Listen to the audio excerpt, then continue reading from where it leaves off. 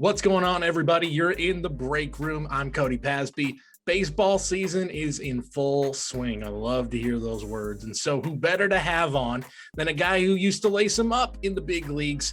You can hear him on the Starting Nine podcast with Jared Carabas. You can hear him on Barstool Sports Radio. You can hear him on Oakland A's broadcasts. If you're in the Bay Area, it is the pride of Stockton, Dallas Braden, who joined me for today's episode. Where do you want to start? Or, I mean, you'll tell me.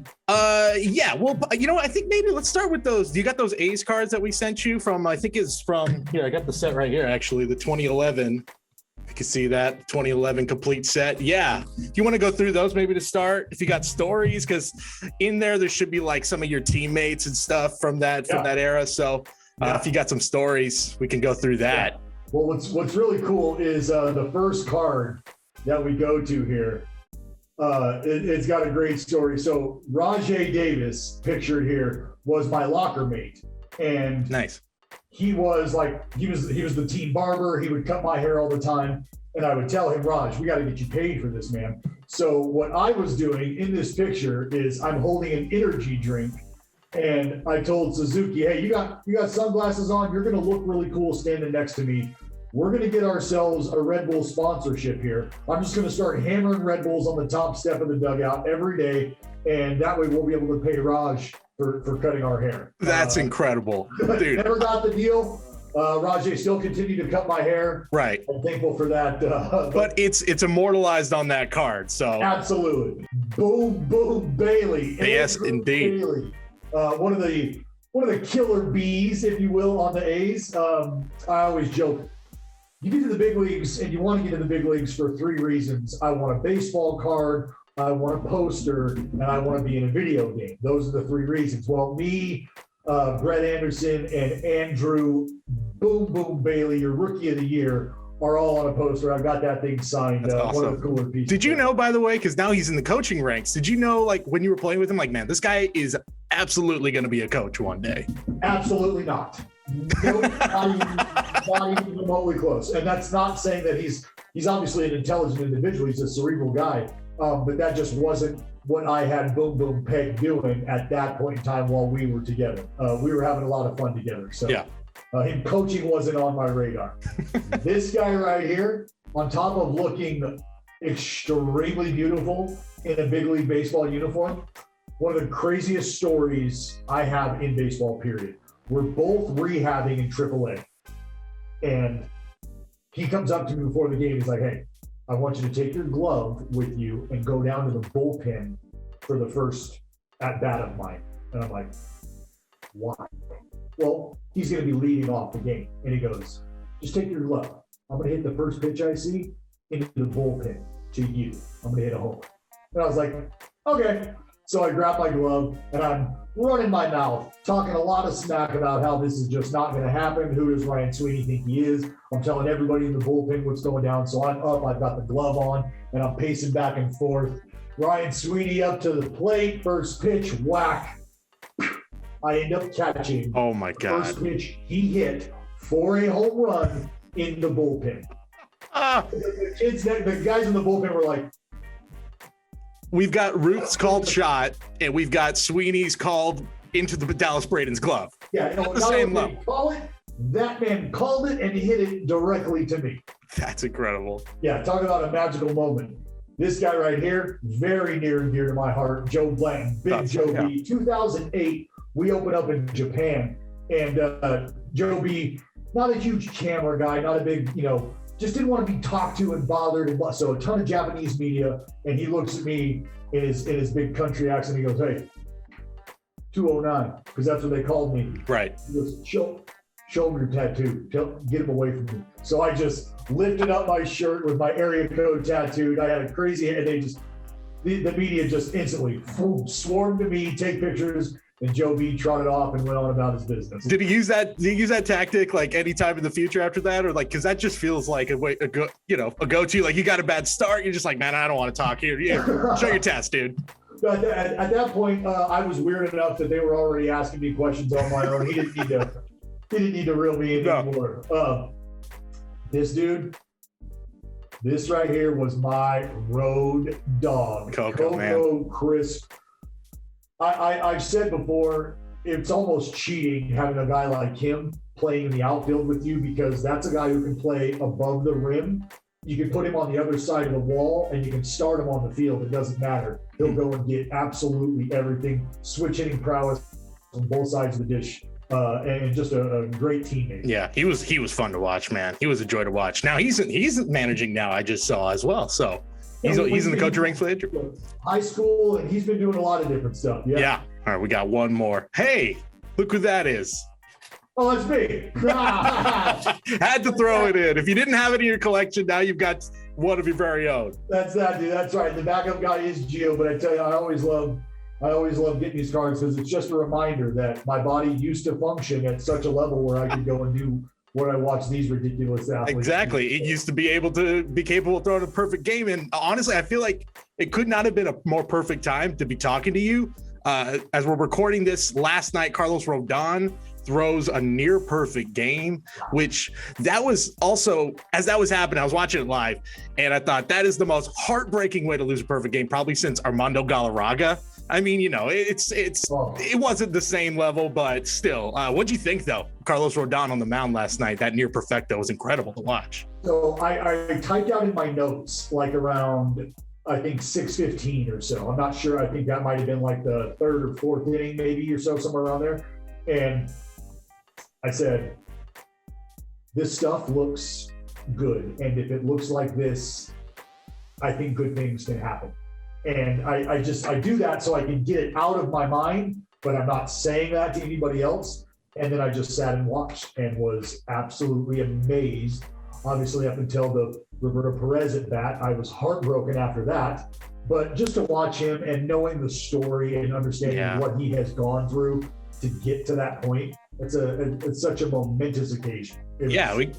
Two no-hitters that are both like tugged at the heartstrings this year, with like Musgrove being the kid from San Diego and now Rodon and his story.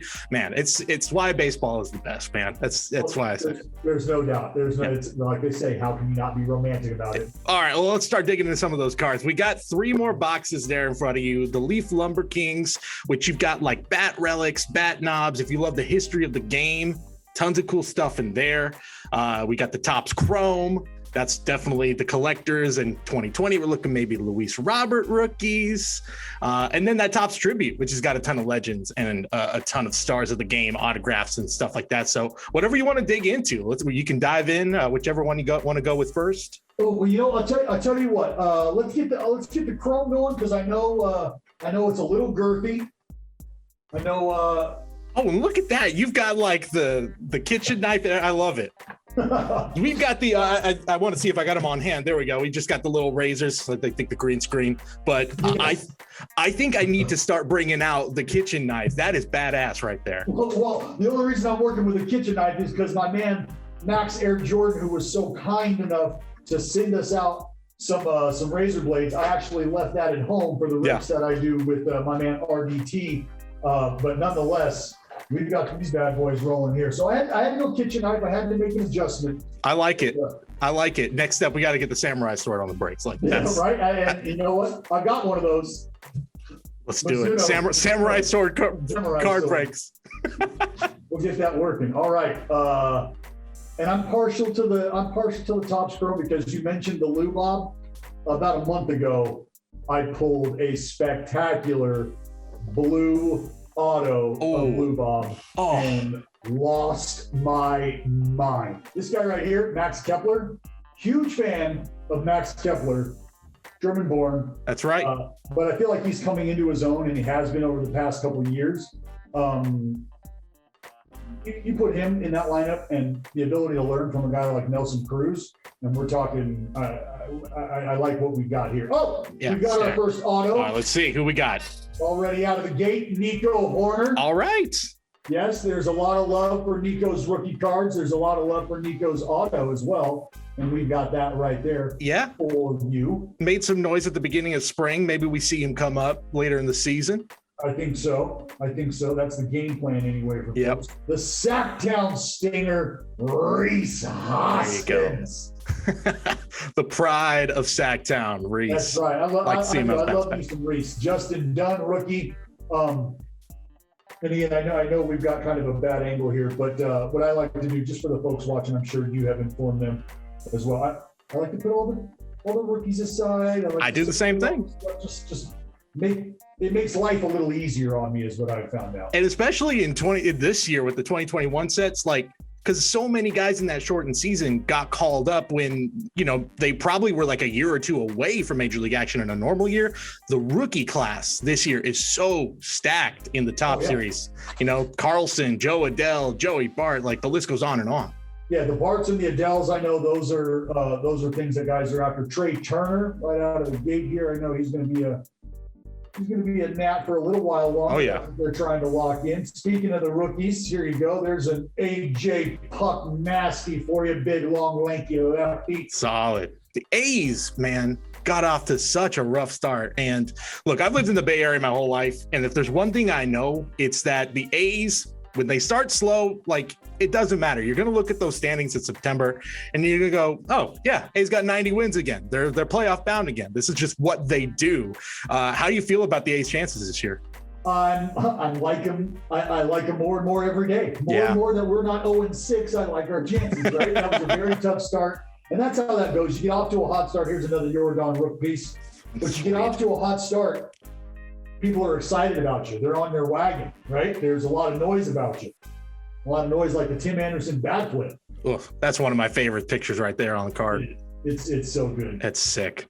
But when you lose 6 out of the gate, that's when people start to make noise and people start to point fingers and tell you how good you're not and how good things aren't going to be for you. But then you try to remember, like, hey, we've got guys like Ramon Laureano that can do stuff like this. So it's just a matter of us getting on the same page, because it was about everybody failing at the same time early on, right? Starting pitching was struggling. The bullpen was struggling. The offense was non-existent. They might as well take up toothpicks to the bat with them. And it just wasn't happening in all phases. Well, now you're starting to see that kind of right itself a little bit. You're starting to see the performances on the mound shake out a little better, a little longer. You're getting some quality at bats from the majority of the lineup.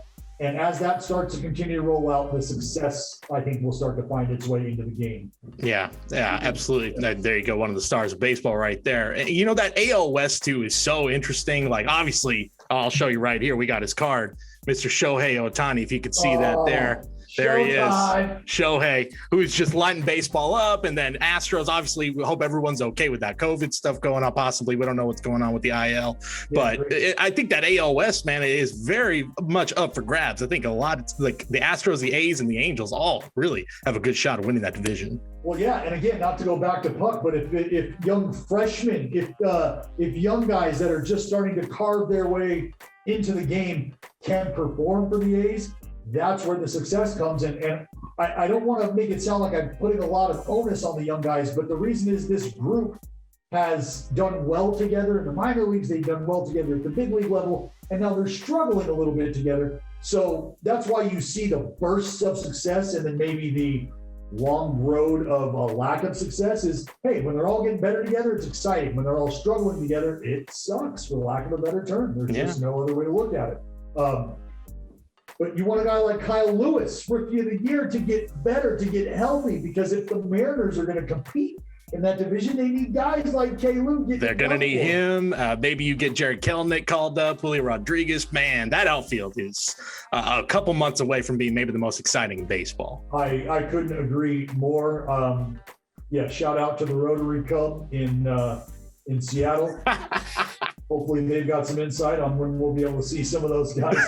I love Bogey's cards because there's just not a bad angle on that upper body of his where, and I said this before, there's places on him where you feel like body parts should be going in different directions and he'd be getting smaller at some point. Nope, he just gets bigger and bigger. The definition of barrel chested. That man right there. House. I don't know what it is. I'm a big insert guy. I know that. So like the future stars, the Paddocks I told you about. The freshman flashes with Brendan McKay. I like this kid a lot from Tampa. Those are the little, that's the stuff that I put off to the side. Did you collect as a kid when you were growing up? And if you did, like, who were you collecting? What did you collect? I sure did. You paid attention to guys that burst onto the scene like a Rosarena. Mm-hmm. and you put those guys off to the side. But I was a huge Will Clark guy. Am a huge Will Clark guy. Huge Mark McGwire guy. Big Barry Bonds guy. But I was just so focused on I had like the binders separated positions and teams, like all the shortstops, got those. Second basemen, I had them all locked up. So I was more like my OCD kicking in at a very early age, putting all of these guys together and in order and stuff. But like Don Russ, the Diamond Kings, the Don Russ Diamond King of inserts, course. Those were things that I was like gravitating towards, paying attention to. And when I was young, I was just more about my favorite players, guys that I liked. You know, I had no idea the value of an insert or to even be looking for an insert. You know, funny story, the gentleman who lived next door to my mother and I was a old Native American man, Jordan Yamamoto. I've got 96 Jordan Yamamoto rookie cards. Same, yeah. But we lived in an apartment complex, and Juan Soto. Woo! There we go. It's one of the greatest looks on a card. I love that.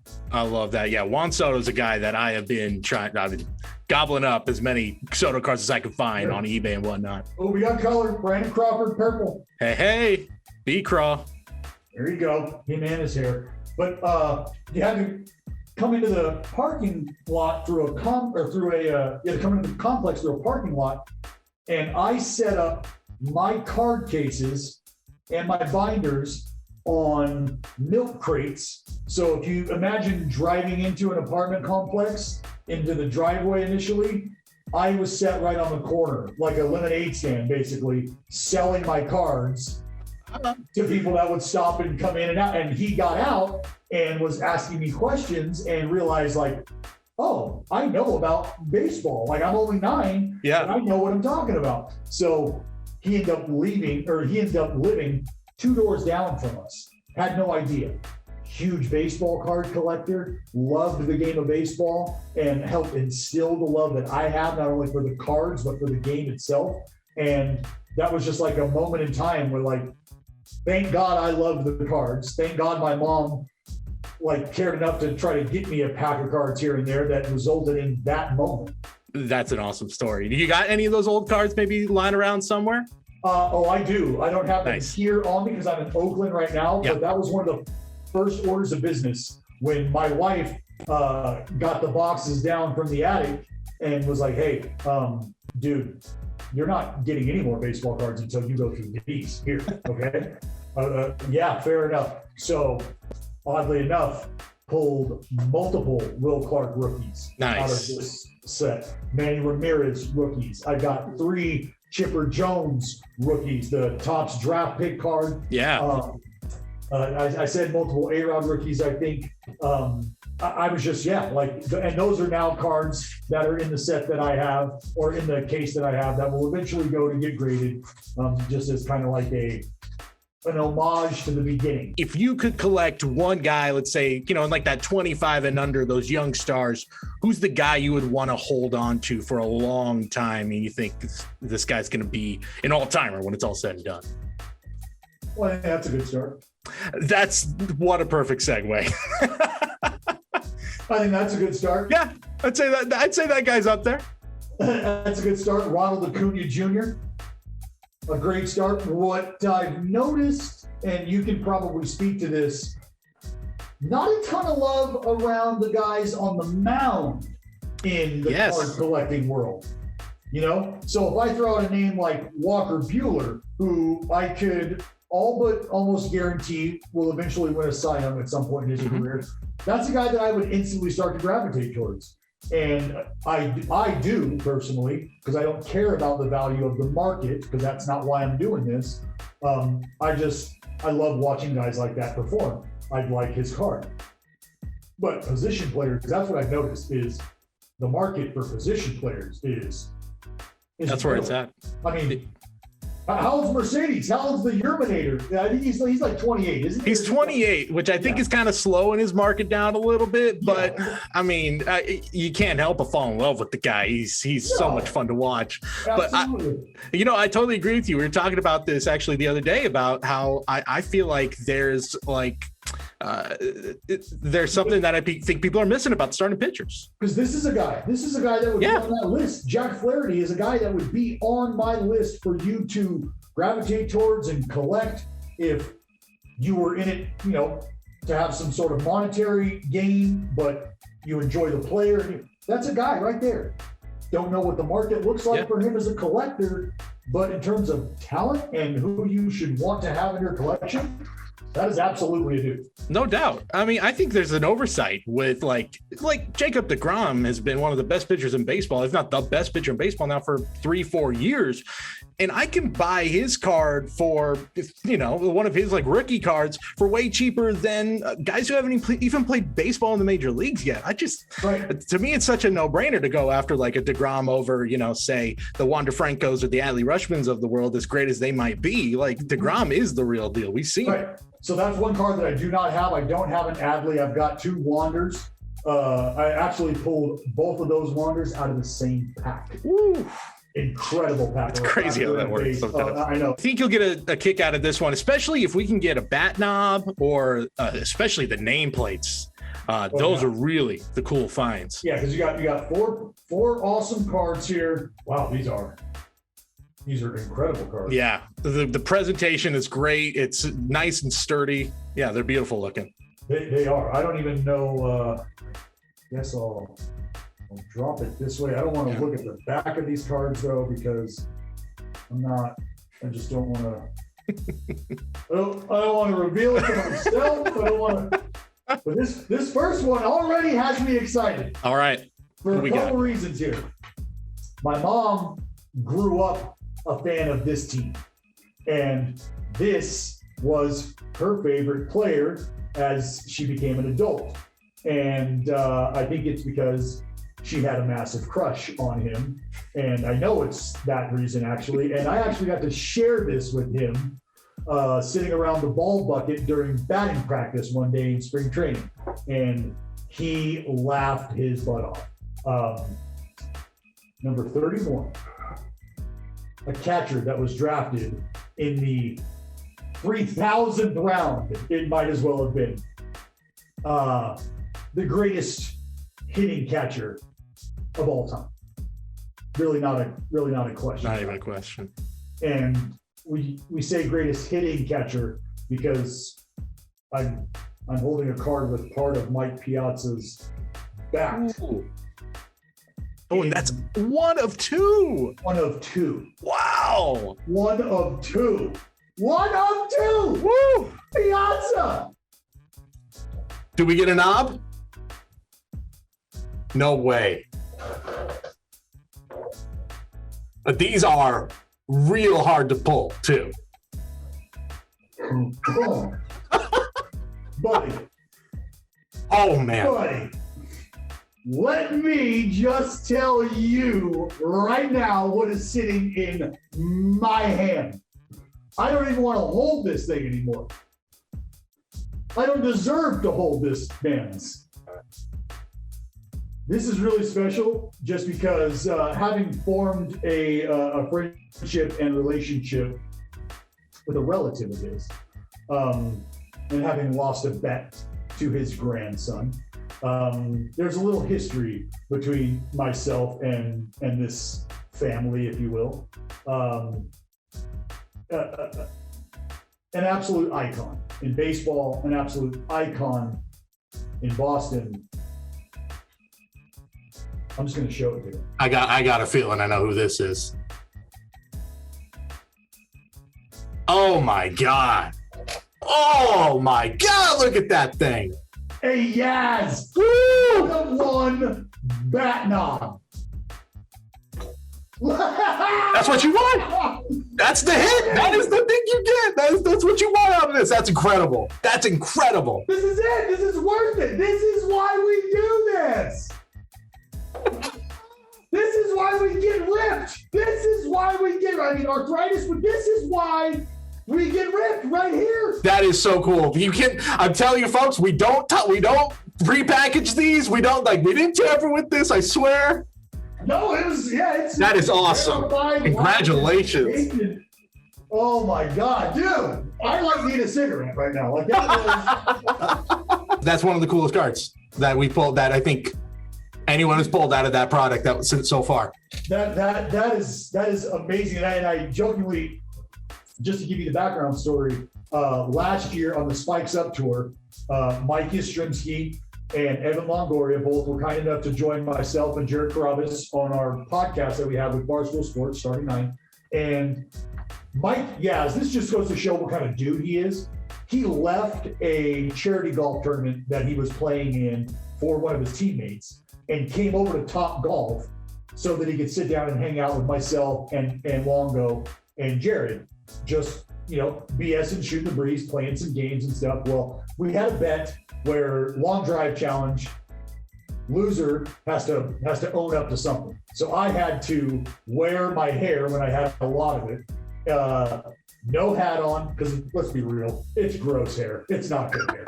And I went on live television for an entire baseball game with my hair slicked back, no hat on, because I lost the long drive to Yaz. I beat Longo, that washed up old bag of sand. I beat him, but Mikey Yaz piped one down the middle, and I ended up having to pay up to him. But I just pulled a Carl Yastrzemski during that opening day rip we did. And it was a 105. And I sent the picture to Yaz and said, all-time human being, grandkid is a horrible golfer. Topps tribute. You want to give us a rundown what we can expect in here? We're looking at you're looking at like the best of the best here. Like, you're looking at legends, you're looking at star autos. Whoa. Oh, what? Yeah, 2 relics, 2 auto. Well, you got is it a bat relic and a jersey? Bro. Oh yeah. What? That. The kid and Ichiro? On one card. On one card? Cody, who did you sell your soul to? and what else are you selling to get? We sold it to Topps, apparently. Good Lord. That's awesome. 16 to 25. You got Griffey's bat in there, probably a barrel, let's be real. And you got Ichiro's jersey, probably not dirty because the guy flies everywhere and he doesn't really walk on land, he walks on water. I've gotten both of those men out before. Dude, that's the compliment. Griffey in spring training, but it was one of those moments where like he's walking up, he's with the Reds, and I'm going, like, dude. You know who you're about to face right now? Yeah. Do you realize what's going on in your life right now? You're going to get a check at the end of today for doing what you're doing. And guess who you get to face while you're doing it? Yeah, we got Ernie. Let's play 2. Himself out of the gate. How do you think Ernie would feel about that new doubleheader rule, by the way? The Let's Play 2, the man who made that catchphrase famous. Maybe he's all in, but he's pissed that we're only playing 2 7s. Yeah, exactly. If he's like, well, if it's 7, let's play 3 at that point. You know? We got time. Yeah. We got time. That's what happens when they start the ball games at 9 o'clock back then. Yeah, exactly. Get your cranking. We can play all damn day. So when they scribble on it, that's the auto, right? That's the auto. Ooh, and it's on card too. Number to 99. That's the one we're after. That's who we want. And that dude is, all he does is hit bombs right now, Dylan Carlson. What did you say, raking? Yeah. Oh my God.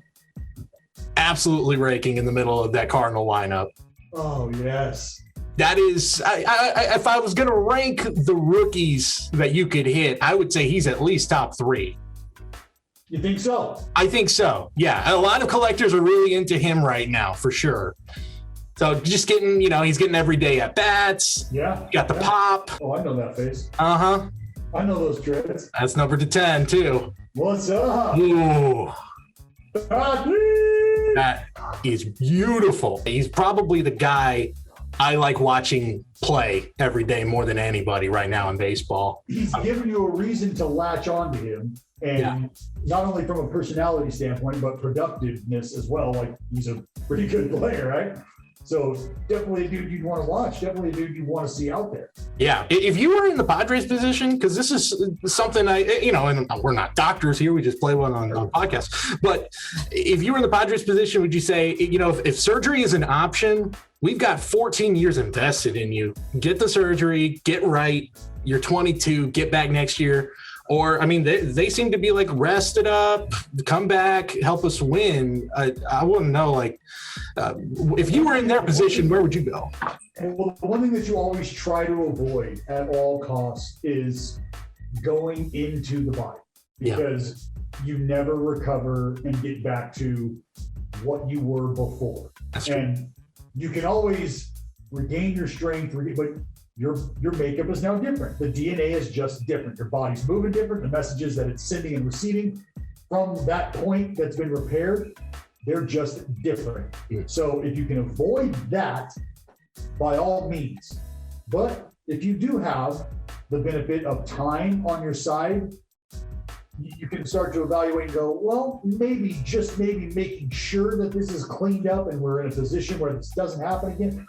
But you can't guarantee that either. You can't guarantee that going in there and tying a knot and fixing it and making sure we're good doesn't result in this later down the road, 5 years, 6 years. Because speaking from experience, after my first reconstruction, I was told that I had about 20% chance of making it back. Well, I was on a mound in games 6 months after that.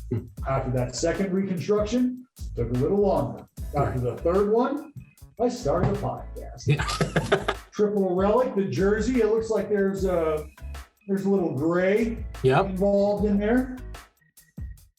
Nice. Out of 25, we got to get, if Topps can do it, we got to get that jersey that he stuck his elbow out and get those on a relic.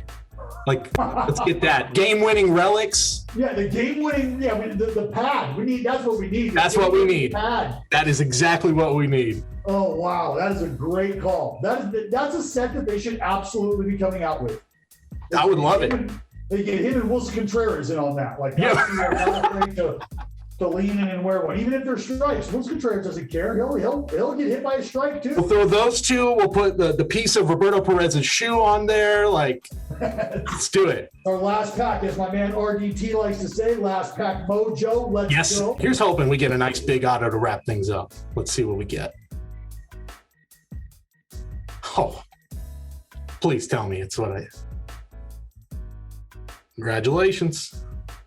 You just received, maybe if I said DeGrom's the best in the game, this guy is either a close second or he has taken the spot away from him. Really? Yeah. Oh, yeah. He pitched a gem the other night in the South Side, Chicago. Beebs. It's Beebs. It be Beebs. Autograph, envious indeed. Autograph of the Beebs. Stop it. Come on. Oh, that is that is the way to wrap it up right there. Let's go. Yes.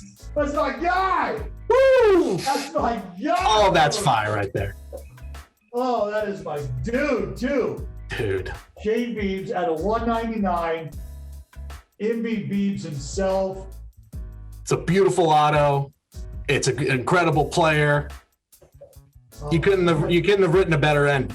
No, such a good dude too. Him and his family. We were fortunate enough, myself and Jerry, to get to go spend some time with Shane and his lovely family for the Cy Young announcement.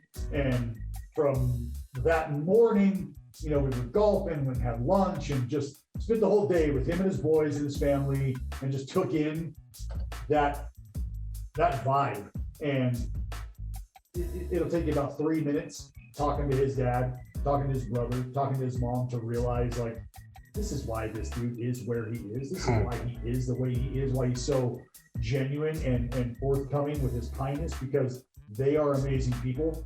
But to spend that day with his family, you just got to see the dude's an uber competitor, cares about the people around him probably more than he does himself, and that shows.